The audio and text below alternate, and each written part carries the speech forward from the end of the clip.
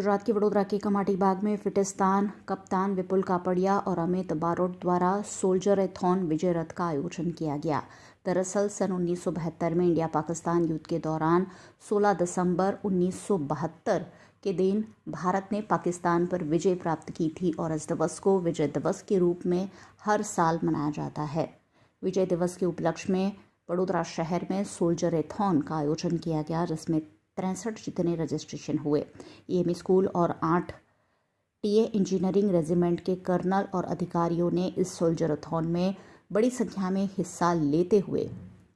भारतीय सैनिकों को सम्मान प्रदान किया।